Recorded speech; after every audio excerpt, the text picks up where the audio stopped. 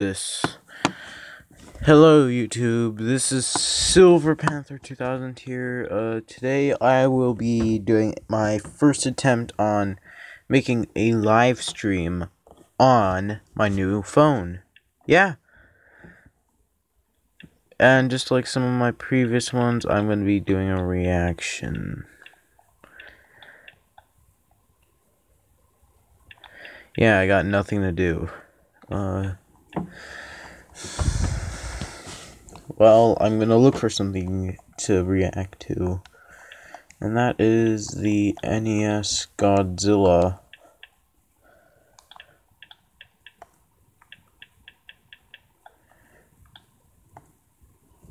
Alright, here we go.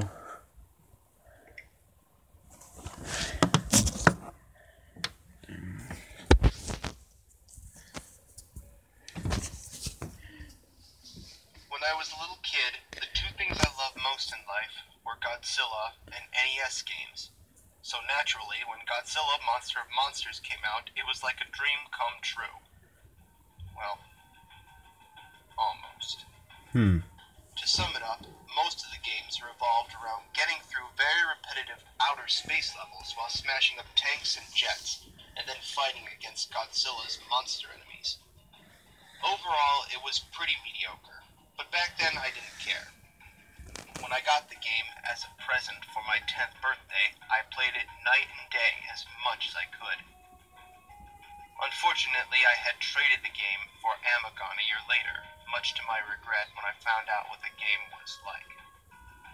Recently, I had bought a new NES system, and through a lot of hunting and asking around, my friend Billy finally managed to find a copy of Godzilla Monster of Monsters. I was pumped to play my favorite childhood game. It never ever occurred to me to ask where Billy found it. He also gave me some other games like Legend of Zelda, Bomberman, and some stupid thing called Action 52. Action but 52. Godzilla had come first. So I started the game, 52. And the nostalgia came flooding back like a tidal wave. Godzilla's 8-bit theme song flooded proudly through the speakers, and I was soon grinning like an idiot. Some people laugh at me for playing such outdated games, but I've never had much enjoyment for any games other than those on the NES. Those 8-bit games take me back to where things were much simpler, more safe. But after what's happened with this game, I don't have those feelings anymore. I had forgotten how quick the fun of smashing things as Godzilla wore off in the scrolling levels. The game bombards you with bullets and things crashing into you from every direction, and you're too big to avoid most of them. Although my last excitement had worn down some, it wasn't long at all before I got to my first boss battle. My first opponent was Ghidorah, an obscure squid kaiju who had never been in the Godzilla movies. The most annoying thing about fighting Ghidorah is that he always backs you into a corner and starts smashing you with his tentacle, and you're unable to move until he gets off of you. Why is my TV too bright? I swore I had it down so low. My friend. And he regains some health. It's as annoying as it sounds, and of course, he did it when I fought him. Only for some reason, this caused the game to glitch up, because once he started smacking me, he never stopped. The timer is supposed to end the fight in about 40 seconds, but this lasted for nearly 5 minutes. After a while, the graphics started to mess up, with little red blocks all over the place. Which was weird because I just took the game out, blew on it, and then started again. I wasn't about to let a little glitch stand in my way, so I started again.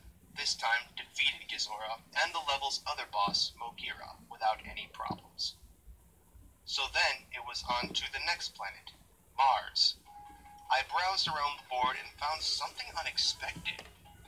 Where Varen's piece should have been, there was instead a piece representing Titanosaurus. There was only 10 kaiju in the game, and Titanosaurus is not one of them. Or so I thought. Perhaps Titanosaurus was originally intended to be in the game, but was swapped out with Varen for some reason. So I began to feel very excited. Not only was I playing my favorite game, but I was playing a prototype of some sort of a new monster. Needless to say, I ran through the levels as fast as I could to see Titanosaurus in action. I fought Gezora again and beat him before he could do his tentacle smack. But this time the glitch started happening when he died. Gezora's sprite didn't sink to the bottom, but instead seemed to be devoured by the glitch, and his eyes started randomly spawning all over the screen. I know now these glitches with Gezora was my first warning sign that something was very wrong with this game, but foolishly I ignored it and proceeded on to fight Mogira, who this time had a glitch of his very own. Mogira was twice the size he should have been, which startled me. He was also considerably harder to beat than usual, which is to say, not at all. But soon as I had defeated him, and when he died, yet another glitch happened.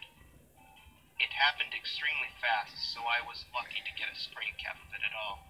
But what had happened was that the giant Mogira sprites started to shatter and melt. Also, if you looked at the garbled text at the right corner of the screen, you would notice what appeared to be a bird in a cage. I still had no idea what that meant.